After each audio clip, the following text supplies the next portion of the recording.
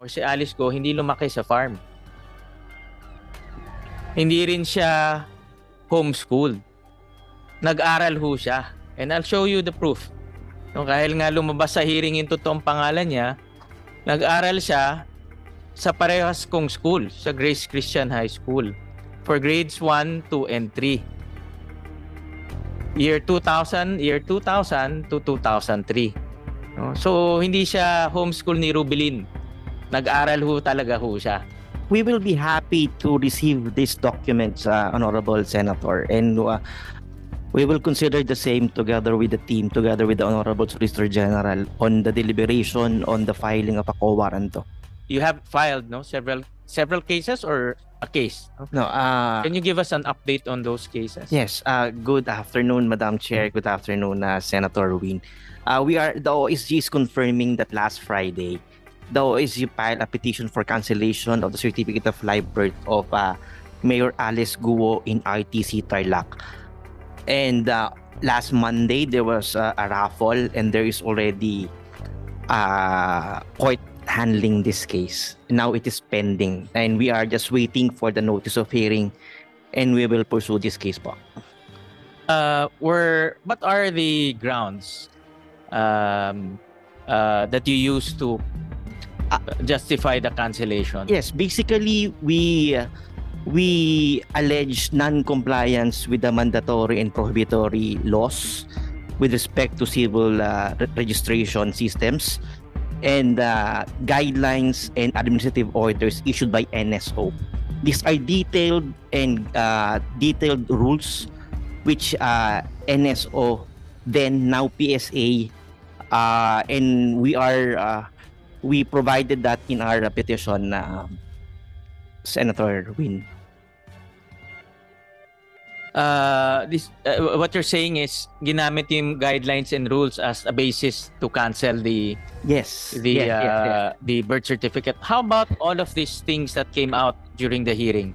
The fingerprint matching, because ito importante at material to, no? Dahil I think in maybe first time in the history that the committee managed to get information on fingerprints and nagmatch siya. Yes. Magagamit ba ito sa inyong filing of cancellation? With respect to the cancellation of the certificate of live birth, Senator, we are not using the NBI findings because as far as we are concerned, the COLB of Mayor Guo itself, without going outside of it, it is already fictitious. As a matter of fact, the OSG adopted some of the findings of the honorable senators, and we add more on the issuances of the NSO, particularly Administrative Order 193. Masyado po siyang detailed na we will furnish a copy of the petition filed by the OSG if we are required by the honorable senators. Please do so. Thank you so much, Madam Chair. Kundangan. Yes. All of these things that came out, itong mga the fingerprints, the lack of supporting documents in the I think during the first or the second hearing, those were disclosed also during the hearing. Are those going to be relevant in the case? With respect to the fingerprint, honorable senator, it will not be used in the certificate of live birth because we are just questioning the fictitious entries in the certificate of live birth. However, with respect to the other evidences, because the OSG is still drafting the petition for a quo warranto as confirmed by the Honorable Solicitor General, we will be filing the same, and the OSG is deliberating on documents coming from different government agency, and we will file the quo warranto in due time, Honorable Senator. Two cases. First is the petition to revoke the certificate of live birth. Certificate of live birth, and then the quo warranto case. Yes. And what's the objective of the quo warranto? The quo warranto is to determine the eligibility of Mayor Guo to continue to possess the office of the mayor of Banban. However, in the certificate of live birth, the issue there is the propriety of the issuance, inasmuch as the affidavit of delayed registration is questionable. So will it be a Parallel. parallel, or we have to wait for the cancellation first before the co-warrant? No, it can independently run, Honorable Senator. It is parallel because the issue in the certificate of live birth is the compliance with the civil registration system or the law, and basically there are entries there which are fictitious and questionable. However, in the co-warranto, it will be more on the eligibility side of Mayor Guo. But I would assume that the eligibility in question will be the nationality, Yes. of Yes. which it's But as of now, I cannot divulge any with utmost humility and Okay. with all due respect, Honorable yeah, I Senator. understand. Thank you so much for the I understanding. understand. I just want to be educated on the process, because as we go along, kami ni Senator Risa, we get a lot of tips and information, no? Especially when the real identity of Alice Guo came out, no? Si Guo Huaping. Kaya mayroong mga tips na lumabas sa amin at papakita ko ito baka makatulong rin sa inyo. Apparently, si Guo Huaping or si Alice Guo hindi lumaki sa farm. Hindi rin siya homeschooled. Nag-aral ho siya. And I'll show you the proof. No, dahil nga lumabas sa hearing yung totoong pangalan niya, nag-aral siya sa parehas kong school, sa Grace Christian High School, for grades 1, 2, and 3. Year 2000 to 2003. No? So, hindi siya homeschool ni Rubilin. Nag-aral ho talaga ho siya. No? And nung natatandaan ko, sa school ho namin walang farm ho doon. Puro building ho. No? And ito yung kanyang school records. Next will be the in-attach ho kasi pag nag-enroll ka, meron kang mga i-attach mo yung alien certificate of registration mo at lumalabas yung alien certificate of registration niya match doon sa alien certificate of registration na hawak ng Bureau of Immigration. And in that enrollment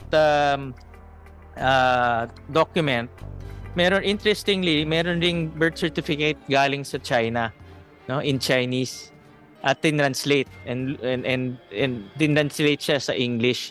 So nakasulat dito na father niya si Guo Jiangjong, alam na ho natin, at ang mother niya ay si Wen Yilin. So I just want to put this on record and show to the committee, because as we go along, ang dami hong nagpo-provide ng information Kasi nga lumalabas yung totoong identification at gusto ho namin din magamit. Sayang naman itong mga pieces of evidence, gusto ho namin magamit para lalong tumiba yung kaso na ifina-file po ng ating Solicitor General. Any comment to that? We will be happy to receive these documents, Honorable Senator, and we will consider the same together with the team, together with the Honorable Solicitor General on the deliberation on the filing of a co-warranto. We submit, Honorable Senator. Thank you, ASEC Kundangan. I'll just jump to another. Senator Win, kayo ho pala yung naging mag-schoolmate ni Mayor Go? Tama ba? Oo nga, the same school kami. Obviously, hindi kami the same batch, no? Mas matanda ako. But 50 years old na ako. But the same school kami sa Grace Christian High School. Maraming maraming interesting, no? Dahil meron din siyang address sa Valenzuela at ina-allege niya na lumaki rin siya o tumira siya sa Valenzuela. So, nalaman nga namin to lately na nag-aaral rin siya sa kaparehas na eskwelahan ko sa Grace Christian High School. Opo. Ay di ho ba, Senator Win, sa mahabang panahon na siya'y natatanong dun sa mga unang pagdinig ng Senado, sabi niya ang nagturo lamang sa kanya ay si Teacher Rubilin at hindi siya pumasok sa eskwelahan. So, anong ibig sabihin?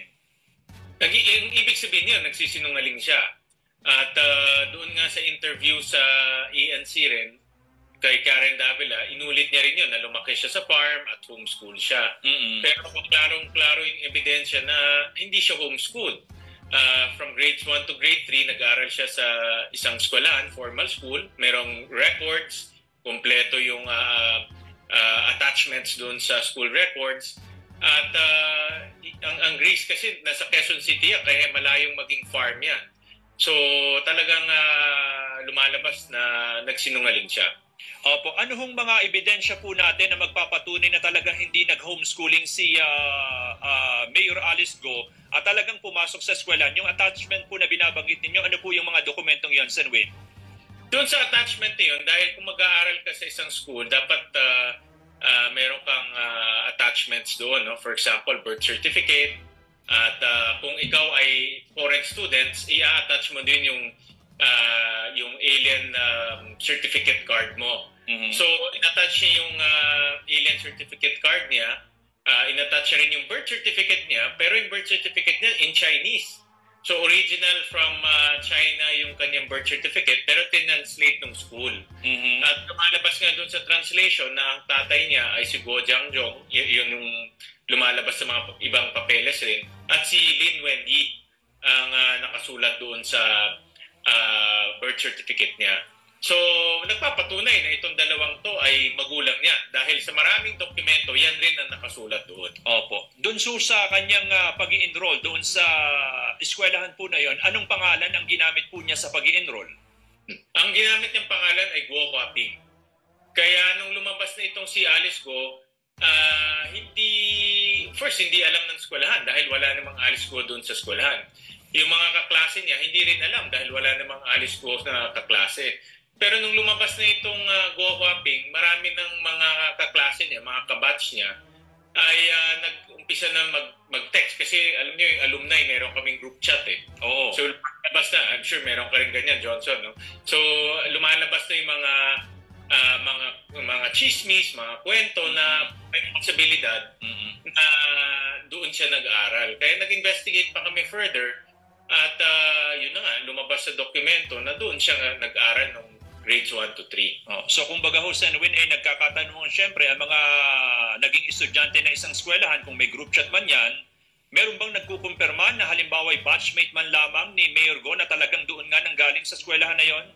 Si Mayor Go? Actually meron, no? May nag-umpisa yan sa Guo Huaping. May mga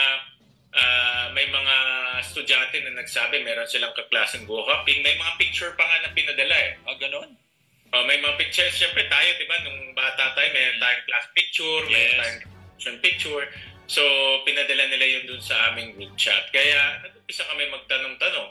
At lumabas nga, kinonfirm ng eskwelahan na si Guo Huaping ay doon nag-aral. At alam naman si Guo Huaping at si Alice Guo, isang tao yan. No? Kanina sa hearing, kinonfirm yan ng NBI ulit na iisang tao lang si Guo Huaping at si Alice Guo. Opo. Ay, Senwin, anong pakiramdam po ninyo na hindi ho kayo sinisipot sa inyong pag-iimbeta doon sa inyong resource person sa Senado? Ako personally, ang feeling ko, binabastos kami. At ang feeling ko ay binabaliwala niya ang Senado at yung investigasyon na isinasagawa ng Senado. At ito ay proseso at kabahagi ito ng ating sistema. At kaya nag-issue na ng contempt ang committee at susunod yan yung arrest order na i-issue ng Senado. Para ho yung arrest order ay umusad, ano na lang ang kulang, Senwin? Actually, ang kulang na lang yung contempt. By process kasi dapat makontempt siya. At pag na-contempt ay mag-i-issue ang Senado ng arrest order. Meron tayong, ang Senado may sariling sergeant at arms yan. May sariling, kumbaga, enforcer. Oo, may sariling enforcers yan. I-enforce yan. Pag hindi mahanap, hihingi ng tulong sa polis. At kanina rin, dahil nga lumabas yung contempt at yung arrest order sa susunod, pati yung Bureau of Immigration na nandoon ay na-flag na rin siya. At yan ang gagamitin lang basis for the whole departure order. Opo. Sa ngayon ho ba, Senwin, anong information ninyo from the Bureau of Immigration? Si Guo Huaping ba or Mayor Alice Go ay nasa Pilipinas pa rin? Base sa information kanina sa Bureau of Immigration, nandito pa siya. At mayroon ng lookout bulletin sa kanya at wala naman nare-report na may ganitong si Alice Go o si Guo Huaping o yung ganitong itsura ay nakalabas ng bansa. Dahil ngayon biometrics na tayo eh. Diba kung kung aalis tayo ng bansa, kinukuha yung picture natin. So wala naman pang nare-report na ganyang itsurang lumalabas ng bansa. Kanina kausap po namin yung abogado, yung legal counsel ni Mayor Alice Go, si Attorney Stephen David. Ang sabi po niya hindi nabibigyan ng due process yung kanyang kliyente at una, masama daw ang pakiramdam, hindi nakadalo sa pagdinig ng Senado. Ang sabi ko nga, kung ang issue ho pala ay public perception, kasi parang ganun daw ang nangyayari na trial by publicity ang nangyayari sa kanyang kliyente. Sabi ko, bakit hindi nyo padaluhin na lang para makasagot ng direkta doon sa tanong ng mambabatas pero hindi raw nabibigyan ng tamang panahon at due process yung kanyang kliyente? Anong say po ninyo? Alam mo, Johnson, sa pagdinig namin, mahabang oras ang binibigay natin sa mga resource persons. Kanina nga, even si Mayor Kapil, kung mapapanood mo yung hearing, talagang binigyan siya ng mahabang oras para magpaliwanag. At ganun rin nung si Go Hopping ay nasa Senado, binigyan din siya ng mahabang oras para magpaliwanag. Hindi naman siya pinuputol, hindi naman ini-interject. At yan talaga ay para magbigay niya yung kanyang panig at yung kanyang side at mabigay niya yung kanyang pagpapaliwanag. Pero nakakapagtaka nga yung kanyang letter, yung excuse letter na pinadala sa Senado. Sinabi niya rin doon na yung doktor ayaw mag-certify na mayroon siyang sakit. Parang nakaka-insulto naman yung ganitong paliwanag na even medical certificate hindi sila makakakuha. Sa dami ng doktor sa ating bansa, hindi sila makakuha ng kahit isang medical certificate para patunayan na meron talaga siyang medical condition. Opo. Sanwin, paano po ito? Merong petition na na-file sa Supreme Court yung kampo ni Mayor Alice Go. Hindi ho ba ninyo nakikita na magiging hadlang po ito sa tuluyang halimbawa ipaglalabas po ng arrest warrant kung maglalabas man ng arrest warrant ng Senado laban kay Mayor Go? Ini-expect naman na ng Senado. No? Kahit ako, ini-expect ko na ganyan ang gagawin nila. Pero ang Supreme Court, nirespeto yung co-equal branch ng ating gobyerno. At dahil ang Kongreso o Senado as a whole ay isang co-equal branch, rinirespeto yan ng Supreme Court na gampanan ng maigi yung trabaho ng Senado at Kongreso at binibigyan ng malaking latitude o leeway yung paggagampan ng trabaho ng Senado